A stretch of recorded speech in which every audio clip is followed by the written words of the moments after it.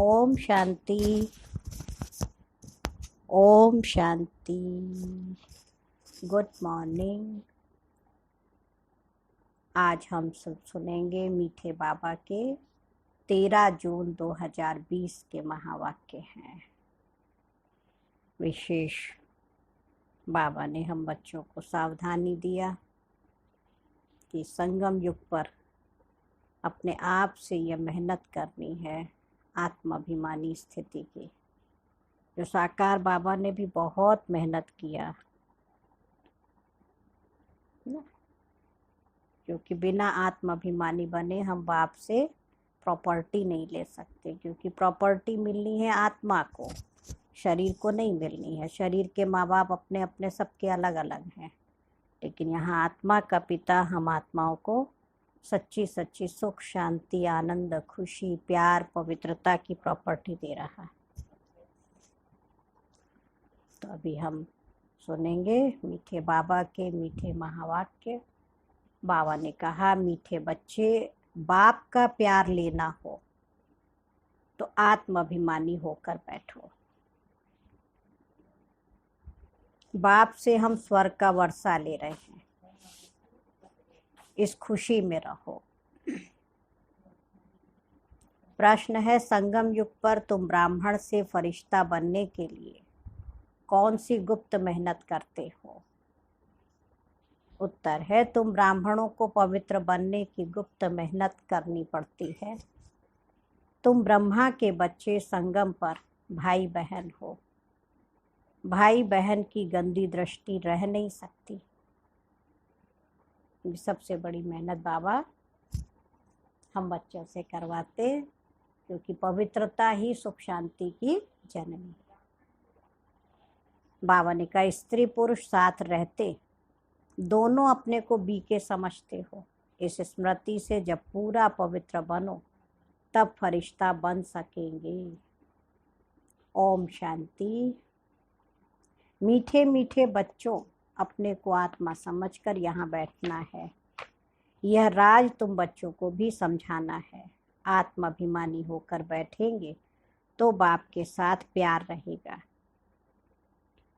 बाबा हमको राजयोग सिखलाते हैं। बाबा से हम स्वर्ग का वर्षा ले रहे हैं।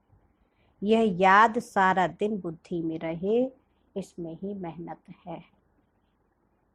ये घड़ी घड़ी भूल जाते हैं तो खुशी का पारा डल हो जाता है। बाबा सावधान करते हैं कि बच्चे, देही अभिमानी होकर बैठो ना, आत्माभिमानी होकर बैठो। अपने को आत्मा समझो। अभी आत्माओं और परमात्मा का मेला है ना। मेला लगा था, कब लगा था? जरूर कलयुग अंत और सतयुग आदि के संगम पर ही लगा होगा। आज बच्चों को टॉपिक पर समझाते हैं, है ना। कोई भी टॉपिक एक ले लो, उस पर हमें फिर स्पीच करना होता है। तो बाबा कह रहे आज टॉपिक पर समझाते हैं। तुमको टॉपिक तो जरूर लेनी है ना। बिना टॉपिक के हम ऐसे ज्ञान सुनाना शुरू कर दें तो पहले जैसे आत्मा की टॉपिक है, परमात्मा की है, सृष्टि चक्र की है ना, या धर्म के ऊपर है, कुछ भी हम एक ले लेंगे। तो बाबा कह रहे तुमको टॉपिक तो जरूर लेनी है। ऊंच ते ऊंच है भगवान, फिर नीचे आओ तो ब्रह्मा विष्णु शंकर, बाप और देवताएं। मनुष्यों को ये पता नहीं है शिव और ब्रह्मा विष्णु शंकर का क्या संबंध है। किसी को भी उन्हों की जीवन कहानी का पता नहीं है। त्रिमूर्ति का चित्र नामी ग्रामी है। यह तीनों हैं देवताएं। सिर्फ तीन का धर्म थोड़ा ही होता है, धर्म तो बड़ा होता है, डीटी धर्म। यह है सूक्ष्म तनवासी, ऊपर में है शिव बाबा, मुख्य है ब्रह्मा और विष्णु। अभी बाप समझाते हैं तुमको टॉपिक देनी है, ब्रह्मा सो विष्णु, विष्णु सो ब्रह्मा कैसे बनते हैं। जैसे तुम कहते हो हम ब्रह्मा सो शूद्र सो ब्राह्मण, ब्राह्मण सो देवता, वैसे इनका भी है ना। ब्रह्मा सो विष्णु और विष्णु सो ब्रह्मा। वही ब्रह्मा बाबा ने इतना पुरुषार्थ किया जो नंबर 1 विष्णु चतुर्भुज बन गए, है ना। श्री लक्ष्मी श्री नारायण का स्वरूप दिखाते तो 1 सेकंड लगा निश्चय होने में, लेकिन विष्णु से ब्रह्मा बनने में पूरे 84 जन्म लगे। तब लास्ट जन्म में ये ब्रह्मा का तन, जिस तन में शिव बाबा ने प्रवेश किया। तो बाबा कह रहे जैसे तुम कहते हो हम शूद्र सो ब्राह्मण, ब्राह्मण सो देवता, वैसे इनका भी है, पहले ब्रह्मा सो विष्णु, विष्णु सो ब्रह्मा। अब वो तो कह देते आत्मा सो परमात्मा, परमात्मा सो आत्मा। ये तो रॉन्ग है, ये हो भी नहीं सकता। तो इस टॉपिक पर अच्छी रीति समझाना है कि आत्मा सो परमात्मा नहीं है। कोई कहते परमात्मा कृष्ण के तन में आए हैं। अगर कृष्ण में आए फिर तो ब्रह्मा का पार्ट ही खत्म हो जाता है। कृष्ण तो है सतयुग का पहला प्रिंस, वहाँ पतित हो कैसे सकते, जिनको आकर पावन बनाए। बिल्कुल ही गलत है।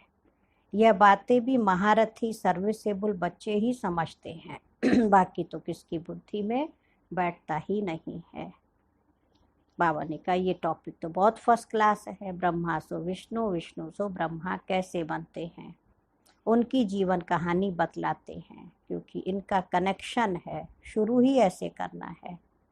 बाबा ने कहा कुछ सुनाते हैं ना, तो टॉपिक ये लेके और फिर स्टार्टिंग यहीं से करो कि ब्रह्मा सो विष्णु और विष्णु सो ब्रह्मा कैसे बनते हैं, इनकी जीवन कहानी हम आपको बतलाते हैं। शुरू ऐसे करना, ब्रह्मा सो विष्णु 1 सेकंड में, और विष्णु सो ब्रह्मा बनने में 84 जन्म लगते ना। 84 जन्म, सतयुग, त्रेता, द्वापर, कलयुग। वही आत्मा श्री कृष्ण की है, और जन्म लेते लेते कलयुग के अंत में ब्रह्मा बनी, और उसी तन में फिर शिव बाबा ने प्रवेश किया। क्योंकि शरीर रूपी कपड़ा तो बदली करते आए ना, आत्मा तो वही थी। तो ये बड़ी समझने की बातें हैं। अभी तुम हो ब्राह्मण कुल के, प्रजापिता ब्रह्मा का ब्राह्मण कुल कहाँ गया। प्रजापिता ब्रह्मा की तो नई दुनिया चाहिए ना। नई दुनिया है सतयुग, वहाँ तो प्रजापिता है नहीं। कलयुग में भी प्रजापिता हो नहीं सकता, वो है संगम युग पर। तुम अभी संगम पर हो, शूद्र से तुम ब्राह्मण बने हो। बाप ने ब्रह्मा को अडॉप्ट किया है। शिव बाबा ने इनको कैसे रचा ये कोई नहीं जानते हैं। त्रिमूर्ति में रचता शिव का चित्र ही नहीं है, तो मालूम कैसे पड़े कि ऊंच तेऊच भगवान है। बाकी सब है उनकी रचना। वह यह है ब्राह्मण संप्रदाय, तो जरूर प्रजापिता चाहिए। कलयुग में तो हो ना सके, सतयुग में भी नहीं। गाया जाता है ब्राह्मण देवी देवता नमः। अब ब्राह्मण कहाँ के हैं, प्रजापिता ब्रह्मा कहाँ का है जरूर संगम युग का ही कहेंगे। ये है पुरुषोत्तम संगम युग। इस संगम युग का कोई भी शास्त्रों में वर्णन नहीं है। ये शिव बाबा ने केवल हम बच्चों को बताया कि कलयुग का अंत, सतयुग की आदि, ये बीच का समय है। महाभारत लड़ाई भी संगम पर लगी है, ना कि सतयुग या कलयुग में। पांडव और कौरव ये है संगम पर। तुम पांडव संगम युगी हो तो कौरव कलयुगी हैं। गीता में भी भगवान वाच है, तुम पांडव हो दैवी संप्रदाय। तुम रूहानी पंडे बनते हो, तुम्हारा है रूहानी यात्रा जो तुम बुद्धि से करते हो, है ना। हमारी ये आत्मा की यात्रा है जो बुद्धि से आत्मा करती है, मन और बुद्धि द्वारा। तो बाबा कहते अपने को आत्मा समझो और याद की यात्रा पर रहो। ये पुरुषार्थ करना है ना। हम आत्मा हैं, शिव बाबा को हमें याद करना है। जिस्मानी यात्रा में तीर्थों आदि पर जाकर फिर लौट आते हैं, वो आधा कल्प चलती है। ये संगम युग की यात्रा एक ही बार की है। तुम जाकर मृत्यु लोक में वापस नहीं आएंगे। पवित्र बन फिर तुमको पवित्र दुनिया में आना है, इसलिए तुम अब पवित्र बन रहे हो। कौन सा पुरुषार्थ कर रहे हैं अभी हम बच्चे, पवित्र बनने का पुरुषार्थ करते। तुम जानते हो अभी हम ब्राह्मण संप्रदाय के हैं, फिर दैवी संप्रदाय, विष्णु संप्रदाय बनते हैं। सतयुग में देवी देवताएं विष्णु संप्रदाय हैं। देवी देवताएं क्या कहलाते, क्योंकि विष्णु का कुल है ना, श्री लक्ष्मी श्री नारायण कंबाइंड स्वरूप। वहाँ चतुर्भुज की प्रतिमा रहती है, जिससे मालूम पड़ता है ये विष्णु संप्रदाय है। यहाँ प्रतिमा है रावण की, तो रावण संप्रदाय है, रावण को जलाते हैं। तो ये टॉपिक रखने से मनुष्य वंडर खाएंगे। अब तुम देवता बनने के लिए राजयोग सीख रहे हो, ब्रह्मामुख वंशावली ब्राह्मण, तुम शूद्र से ब्राह्मण बने हो, अडॉप्ट किए हुए हो। ब्राह्मण भी यहाँ है, फिर देवता भी यहाँ बनेंगे। डिनाइस्टी यहाँ ही होती है। डिनाइस्टी राजाई को कहा जाता है। विष्णु की डिनाइस्टी है, ब्राह्मणों की डिनाइस्टी नहीं कहेंगे ना। राजघराना जिसको कहे, है ना, तो देवी देवताओं का है, बाकी ब्राह्मणों का कोई घराना नहीं है। डिनाइस्टी में राजाई चलती है, एक पिछाड़ी दूसरा, फिर तीसरा। अभी तुम बच्चे जानते हो हम हैं ब्राह्मण कुलभूषण, फिर देवता बनते हैं। ब्राह्मण सो विष्णु कुल में, विष्णु कुल से आते हैं क्षत्रिय चंद्रवंशी कुल में, फिर वैश्य कुल में, फिर शूद्र कुल में, फिर ब्राह्मण सो देवता बनेंगे। अर्थ कितना क्लियर है, चित्रों में क्या क्या दिखा दिया है। हम ब्राह्मण सो विष्णुपुरी के मालिक बनते हैं, इसमें मूंझना नहीं चाहिए। बाबा जो ऐसे देते हैं ना निबंध, उस पर फिर विचार सागर मंथन करना चाहिए कि वही ब्रह्मा सो विष्णु कुल में गए, विष्णु कुल से आते क्षत्रिय कुल, फिर चंद्रवंशी, फिर वैश्यवंशी, फिर शूद्र कुल। तो बाबा कह रहे कैसे किसको समझाएं जो मनुष्य वंडर खाएं कि ये इनकी समझानी तो बहुत अच्छी है, सिवाय ज्ञान सागर और तो कोई समझा न सके। विचार सागर मंथन कर फिर बैठ लिखना चाहिए, फिर पढ़ो तो ख्याल में आएगा ये अक्षर हमें ऐड करने चाहिए, है ना। अभी भी लॉकडाउन है, कोई काम तो है नहीं इतना, विकी बहुत व्यस्त है, तो थोड़ा ये लिखने पढ़ने का भी हम काम करते हैं। बाबा होमवर्क दे रहे हैं तो उससे भी मन अच्छा, होमवर्क करने से बिजी रहता है, अच्छी अच्छी पॉइंट्स निकलती बुद्धि में, है ना। तो बाबा भी पहले पहले मुरली लिख कर तुमको हाथ में दे देते थे, फिर सुनाते थे। यहाँ तो तुम घर में बाबा के साथ रहते हो, है ना, ये मधुबन की बात है। अब तो तुमको बाहर में जाकर सुनाना पड़ता है। ये टॉपिक बड़ी वंडरफुल है। ब्रह्मा सो विष्णु, इनको कोई नहीं जानते। विष्णु की नाभि से ब्रह्मा दिखाते हैं, जैसे गांधी की नाभि से नेहरू, परंतु डिनाइस्टी तो चाहिए ना। ब्राह्मण कुल में राजाई नहीं है, ब्राह्मण संप्रदाय सो बनते हैं डीटी डिनाइस्टी, फिर चंद्रवंशी डिनाइस्टी में जाएंगे, फिर वैश्य डिनाइस्टी में, है ना। ऐसे हर एक डिनाइस्टी चलती है ना। सतयुग है वॉइसलेस वर्ड और कलयुग है विशेष वर्ड, है ना, विकारी दुनिया। ये दो अक्षर भी कोई की बुद्धि में नहीं है, नहीं तो ये जरूर बुद्धि में होने चाहिए कि विशेष से वॉइसलेस कैसे बनते हैं। मनुष्य ना वॉइसलेस को जानते, ना विशेष को जानते हैं, ना निर्विकारी को जानते, ना विकारी को जानते हैं। तुमको समझाया जाता है देवताएं वॉइसलेस हैं, ऐसे कभी नहीं सुना कि ब्राह्मण वॉइसलेस हैं। नई दुनिया है वॉइसलेस, है ना। वॉइसलेस माना निर्विकारी दुनिया, पुरानी दुनिया है विशेष अर्थात विकारी दुनिया। तो विकारी दुनिया को कहते वॉइस विशेष वर्ड, और निर्विकारी दुनिया को वॉइसलेस वर्ड, कोई भी विकार का अंश भी ना हो।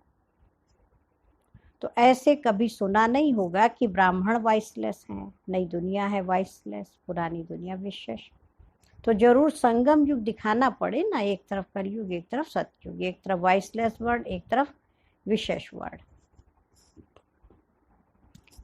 इसका किसको पता भी नहीं है। पुरुषोत्तम मास मनाते हैं ना, वो 3 वर्ष के बाद एक मास मनाते हैं, जिसको लीप मंथ कहते हैं, धर्माऊ महीना, पुरुषोत्तम मास, है ना। तो बहुत दान पुण्य आदि करते, बड़े नियम संयम से चलते हैं। तो बाबा कह रहे तुम्हारा ये 5000 वर्ष के बाद एक संगम युग आता है।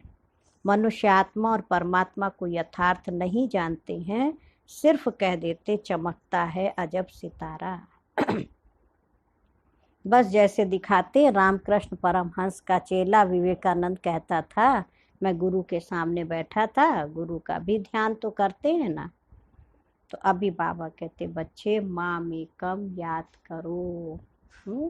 ध्यान की तो बात ही नहीं है, गुरु तो याद है ही, है ना, बुद्धि में तो रहता है ना। बाकी यहाँ बाबा कहते मुझ एक बाप को याद करो। खास बैठ करके याद करने से याद आएगा क्या। उनकी गुरु में भावना थी कि ये भगवान है, तो देखा कि उनकी आत्मा निकल मेरे में लीन हो गई। उनकी आत्मा कहाँ जाकर बैठी, फिर क्या हुआ, कुछ भी वर्णन नहीं। बस खुश हुआ, हमको भगवान का साक्षात्कार हुआ। भगवान क्या है वो नहीं जानते। बाप समझाते, सीढ़ी के चित्र पर तुम समझाओ। ये है भक्ति मार्ग, तुम जानते हो, एक है भक्ति की बोट, दूसरी है ज्ञान की बोट, है ना। ज्ञान अलग, भक्ति अलग है। बाबा कहते, हमने तुमको कल पहले ज्ञान दिया था, विश्व का मालिक बनाया था, अब तुम कहाँ हो। तुम बच्चों की बुद्धि में सारा ज्ञान है, कैसे और डिनाइस्टी आती, कैसे झाड़ बढ़ता है। जैसे गुलदस्ता होता है ना, तो ये सृष्टि रूपी झाड़ भी फूलदान है ना, फ्लावर पॉट है। बीच में तुम्हारा धर्म है, फिर इनसे और 3 धर्म निकलते, फिर उनसे वृद्धि होती जाती। तो इस झाड़ को भी याद करना है। कितनी टालियां आदि निकलती रहती हैं, पिछाड़ी में आने वाले का मान भी हो जाता है। बड़ का झाड़ होता है, थुर है नहीं। बरगद का पेड़ देखा है ना, तो उसका मेन जो जड़ है वो कहाँ, पता ही नहीं है। बाकी सारा झाड़ खड़ा हुआ है। देवी देवता धर्म भी खत्म हुआ पड़ा है, बिल्कुल सड़ गया है। भारतवासी अपने धर्म को बिल्कुल नहीं जानते, और सब अपने धर्म को जानते हैं। ये कहते हम धर्म को मानते ही नहीं हैं। आज की सरकार क्या कहेगी, हम तो धर्म निरपेक्ष, हम धर्म मानते ही नहीं है। मुख्य है ही 4 धर्म, बाकी छोटे छोटे तो अनेक हैं। इस झाड़ और सृष्टि चक्र को तुम बच्चे अभी जानते हो। देवी देवता धर्म का नाम ही गुम कर दिया है। फिर बाप उसकी स्थापना कर बाकी सब धर्मों का विनाश कर देते हैं। गोले के चित्र पर भी जरूर ले जाना चाहिए। ये सतयुग है, ये कलयुग है। कलयुग में कितने धर्म हैं, सतयुग में है एक धर्म। एक धर्म की स्थापना और अनेक धर्मों का विनाश कौन करता होगा। भगवान भी जरूर किसके द्वारा तो कराएंगे ना।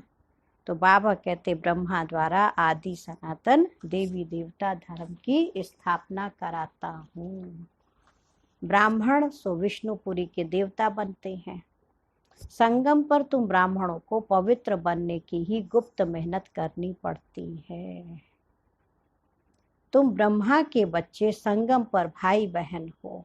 गंदी दृष्टि बहन भाई की कभी रह नहीं सकती। स्त्री पुरुष दोनों अपने को बीके समझते हैं। हम ब्रह्मा कुमार हैं, ब्रह्मा कुमारियां हैं, तो इसमें बड़ी मेहनत है। स्त्री पुरुष की कशिश ऐसी है जो बस हाथ लगाने के बिगर रह नहीं सकते। इसलिए बाबा कहते उससे भी पार चले जाओ। आत्मा आत्मा, भाई भाई। यहाँ बहन भाई को हाथ तो लगाना ही नहीं है, नहीं तो पाप की फीलिंग आती है। हम बीके हैं ये भूल जाते हैं, तो फिर खत्म हो जाते। इसमें बड़ी गुप्त मेहनत है ना। बाबा प्योरिटी के लिए सिखा रहा है। भल युगल हो रहते हो, किसको क्या पता, वो खुद जानते हम बीके हैं, फरिश्ते हैं। हाथ लगाना नहीं है ना। कितना बाबा देखो पवित्रता सिखाता हम बच्चों को कि आपस में पति पत्नी भी रहते तो बीच में ज्ञान तलवार बुद्धि में रहे कि हम आत्मा रूप में भाई भाई हैं। तो उस गंदी फीलिंग से हमें हाथ नहीं लगाना। बाकी कोई बीमार होता है, तबीयत खराब है, तो सेवा तो करना फर्ज बनता है, तो उसके लिए बाबा ने मना नहीं किया। लेकिन पवित्रता की बात मेन है। तो ऐसे करते करते सूक्ष्म वतनवासी फरिश्ते बन जाएंगे। नहीं तो फरिश्ता बन नहीं सकते। फरिश्ता बनना है तो पवित्र रहना पड़े। ऐसी जोड़ी निकले तो नंबर 1 जाए। कहते दादा ने तो सब अनुभव किया, पिछाड़ी में करके सन्यास किया। बहुत मेहनत तो उनको है जो जोड़ा बन जाते हैं। फिर उसमें ज्ञान और योग भी चाहिए, है ना। बाबा को तो नॉलेज नहीं थी, बाद में नॉलेज मिली। तो ये तो कहना गलत है कि बाबा ने देखा, बाबा तो सब दुनिया का अनुभव कर लिया तब बने। तो बाबा कह रहे बहुत मेहनत है, तो उनको जो जोड़ा बन जाते, फिर उसमें ज्ञान और योग भी चाहिए। बहुतों को आप समान बनाए तब बड़ा राजा बने। हाँ? सिर्फ एक बात तो नहीं है ना। बाबा कहते तुम शिव बाबा को याद करो। ये है प्रजापिता। बहुत ऐसे भी हैं जो कहते हमारा काम तो शिव बाबा से है, हम ब्रह्मा को याद क्यों करें। अरे है, उनको पत्र ही क्यों लिखें, ऐसे भी हैं। बाबा कहते ऐसा नहीं, तुमको याद करना है शिव बाबा को, इसलिए बाबा फोटो आदि भी नहीं देते, इसमें शिव बाबा आता है, ये तो देहधारी है ना। अभी तो तुम बच्चों को बाप से वर्षा मिलता है, ऐसा नहीं कि हम ब्रह्मा बाबा से कोई कनेक्शन ही नहीं, बिना कनेक्शन मुरली कैसे सुनेंगे। आप सोचो मैं सेंटर से, दीदियों से, बहनों से कोई कनेक्शन ही नहीं है, तो ऐसा नहीं है। जब तक कोई निमित्त नहीं है, आधार नहीं है, तो आपके पास तक भी ज्ञान कैसे पहुंचेगा। तो इसलिए बड़ों का, दादियों का, बहनों का, हाँ, साकार बाबा का हमें मान रखना है, क्योंकि बिना बाबा के इस रथ के हम मुरली कैसे सुनते। तो बाबा कहते अभी तो तुम बच्चों को बाप से वर्षा मिलता है, वह अपने को ईश्वर कहते, फिर उनसे क्या मिलता, कितना घाटा पड़ा है भारतवासियों को। एकदम भारतवासियों ने दिवाला मारा है, प्रजा से भीख मांगते रहते, 10-20 वर्ष का लोन लेते हैं, फिर देना थोड़ा ही है, लेने वाले देने वाले दोनों ही खत्म हो जाएंगे। हाँ, बाबा ने कहा अंत में क्या होगा, लोन लेने वाला लोन देने वाला दोनों ही समाप्त हो जाएंगे, खेल ही खत्म हो जाना है। अनेक मुसीबतें सिर पर हैं, दिवाला, बीमारियां आदि बहुत हैं, कोई साहूकारों के पास रख देते हैं और वो दिवाला मार देते हैं। पहले होता था ना, भाई गरीब है, भाई कोई उनका ले ना ले, तो जो थोड़ा बहुत इकट्ठा होता था तो साहूकारों के पास अपना रख आते थे कि हम मौके पे ले लेंगे, और वो फिर मुकर जाते थे कि हमें क्या पता, हमारे हमको नहीं दिया है। तो बेचारे देखो गरीब कितना उनका होता था। तो गरीबों को कितना दुख होता है ना, कदम कदम पर दुख ही दुख है, अचानक बैठे बैठे मर जाते हैं। यह है ही मृत्यु लोक, अमर लोक में तुम अभी जा रहे हो, अमरपुरी के बादशाह बनते हो। अमरनाथ तुम पार्वतियों को सच्ची सच्ची अमर कथा सुना रहे हैं। तुम जानते हो अमर बाबा है, उनसे हम अमर कथा सुन रहे हैं। अब अमर लोक जाना है, इस समय तुम बच्चे हो संगम युग पर। तो आज बाबा ने विशेष इसी बात पर ध्यान खिंचवाया कि टॉपिक के ऊपर तुम्हें भाषण करना है। अच्छा, मीठे मीठे सिक्के लधे बच्चों प्रति माता पिता बाप दादा का याद प्यार और गुड मॉर्निंग। रूहानी बाप की रूहानी बच्चों को नमस्ते। हम रूहानी बच्चों की माता पिता बाप दादा को याद प्यार नमस्ते और गुड मॉर्निंग। शुक्रिया बाबा, शुक्रिया। आज धारणा के लिए मुख्य सार है, फर्स्ट पॉइंट है, बाबा ने कहा विचार सागर मंथन कर ब्रह्मा सो विष्णु कैसे बनते हैं, इस टॉपिक पर सुनाना है। बुद्धि को ज्ञान मंथन में बिजी रखना है ना। ब्रह्मा बाबा ने क्या पुरुषार्थ किया जो नंबर 1 विष्णु चतुर्भुज बन गए। बाबा करे इसको मंथन करना, फिर उस पर टॉपिक निकालना। सेकंड पॉइंट है राजाई पद प्राप्त करने के लिए ज्ञान और योग के साथ साथ आप समान बनाने की सर्विस भी करनी है। अपनी दृष्टि बहुत शुद्ध बनानी है, ये सबसे बड़ी अपनी आंतरिक मेहनत है। भले साथ साथ भी रह रहे पति पत्नी स्वरूप है, लेकिन बाबा कह रहे हमारी दृष्टि वृत्ति बहुत शुद्ध हो। जो मंदिर में भी अभी तक गाते आए तो माता पिता हम बालक तेरे, पत्नी भी कह रही है, पति भी कह रहा है, तो आत्मिक दृष्टि रखते हैं ना। तो वो बाबा प्रैक्टिस अब करा रहा हुआ, तो केवल कहने मात्र हमने कहा, लेकिन बाबा कहते बच्चे उसको प्रैक्टिकल करो। आज बाबा का वरदान है नाम और मान के त्याग द्वारा सर्व का प्यार प्राप्त करने वाले। ना नाम चाहिए ना मान चाहिए, है ना। कईयों को रहता ना मेरा भी तो नाम हो, तो बाबा करे उसका भी त्याग और मान इज्जत का भी त्याग। तो सर्व का प्यार प्राप्त करने वाले विश्व के भाग्य विधाता भव। बाबा ने कहा जैसे बाप को नाम रूप से न्यारा कहते हैं, लेकिन सबसे अधिक नाम का गायन तो बाप का है, वैसे ही आप भी अल्पकाल के नाम और मान से न्यारे बनो, तो सदा काल के लिए सर्व के प्यारे स्वतः बन जाएंगे। जो नाम मान के भिखारीपन का त्याग करते हैं वह विश्व के भाग्य विधाता बन जाते हैं। कर्म का फल तो स्वतः आपके सामने संपन्न स्वरूप में आएगा, इसलिए अल्पकाल की इच्छा मात्रम अविद्या बनो। अल्पकाल की छोटी मोटी इच्छाओं की भी बाबा कह रहे नॉलेज ही ना हो, कच्चा फल नहीं खाओ, उसका त्याग करो तो भाग्य आपके पीछे आएगा। हाँ, हमने अभी अभी किया, हम सोचे तुरंत मेरा नाम मान तो हो, और कह रहे कच्चा फल नहीं खाओ, कच्चा फल खाएंगे तो पेट दर्द होने लगेगा। तो यहाँ भी हम कच्चा माना थोड़ा सा मेहनत किया, बस तुरंत चाहेंगे मान शान मिले, तो उससे हमारा जो दिमाग है ना वो फिर गलत सोचने लगेगा, उस पर असर पड़ता है, तुरंत हम बन जाएंगे बहुत हम होशियार हो गए, तो फिर आगे नहीं बढ़ सकते ना। इसलिए आगे बढ़ना है, मंजिल तक पहुंचना है, तो बाबा कह रहे नाम मान शान सबका त्याग करो तो भाग्य आपके पीछे पीछे स्वयं आएगा। और आज का स्लोगन है परमात्मा बाप के बच्चे हो तो बुद्धि रूपी पांव सदा तख्त नशीन हो। भगवान के बच्चे हो तो बुद्धि रूपी पांव कहाँ हो, परमात्मा के सदा दिल तख्त पर हो। और आज का स्वमान याद रखेंगे, मैं भाग्य विधाता आत्मा हूँ,